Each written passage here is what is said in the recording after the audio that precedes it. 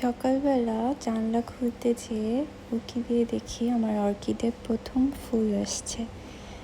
ভাবলাম একটা ভিডিও করে ফেলি। কি সুন্দর, তাই না? অর্কিডে ফুল আসতে কিন্তু অনেক টাইম নেয়। ফ্লাওয়ার স্পাইক এসেছিল আরও 1 মাস আগে, আর এই প্রথম ফুলটা ফুটলো আজকে। এর মধ্যে আমার ছেলে আজকে বললো ও নাস্তা বানাবে আমাদের জন্য। নাটেলা টোস্ট, উপরে ফ্রুটস দিবে। স্কুলে এরকম ওদের করিয়েছে, তো চাচ্ছে বাসায় আমাদেরকেও বানিয়ে খাওয়াবে।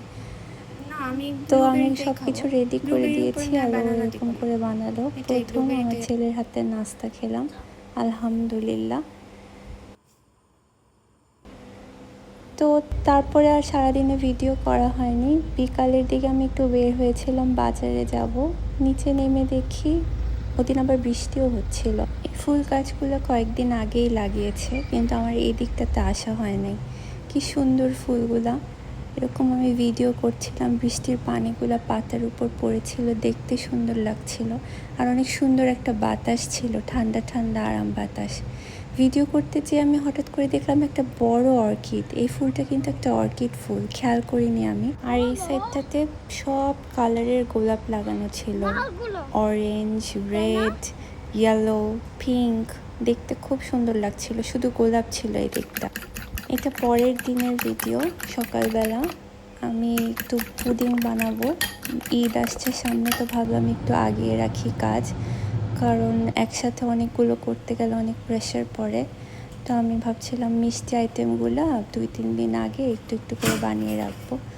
তো পুডিং আমি চুলায় বানাই, এই যে বসিয়ে দিয়েছি। তার মধ্যে আমি আবার একটু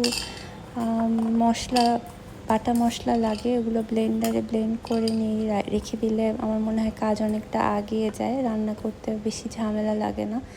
তো আমি রসুন বলতে গেলে আসলে আমি ব্লেন্ড করে রেখে দিব ফ্রিজে ভাবছিলাম, তো ওইটার প্রিপারেশন নিচ্ছিলাম।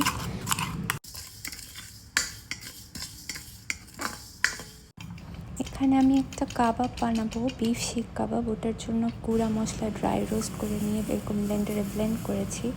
আর আমার কাছে কিছু থিন স্লাইস বিফ ছিল ফ্রিজে, তো ওইটাই আমি ভাবলাম কিমা করে কাবাব বানাবো। তো এখানে আমি নর্মাল যেই মশলা লাগে সাথে একটু অ্যাড করেছি হচ্ছে রেড বেল পেপার আর আদা রসুন পেঁয়াজ তো ছিলই। রেড বেল পেপারটা অ্যাড করলে খুব সুন্দর একটা কালার আসে কিমা করার পরে। তো ওইটা আমি ব্লেন্ড করে নিয়েছি। আমি আগে এটা করে ফ্রিজ করে রেখে দিব, যাতে আমার ঈদের দিনে আমি এটা জাস্ট বের করে ফ্রাই করে দিতে পারি, তাহলে অনেকটা কাজ আমার আগিয়ে থাকে। আর ব্লেন্ডিংয়ের সময় মানে শেষে এত সুন্দর একটা কাবাবের গন্ধ আসছিল।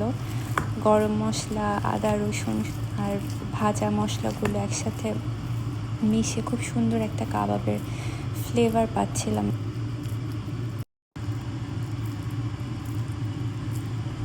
তো আমার মনে হচ্ছিল আমি শিক কাবাবের শেপে এই কাবাবটা বানাই। তো আমার কাছে কোনো স্কিউয়ার ছিল না, তো চপস্টিক ছিল বাসায়, তো ওই চপস্টিক দিয়ে আমি এরকম শিক কাবাবের শেপ দেওয়ার ট্রাই করছিলাম। খারাপ হয়নি, ভালোই হয়েছিল আসলে।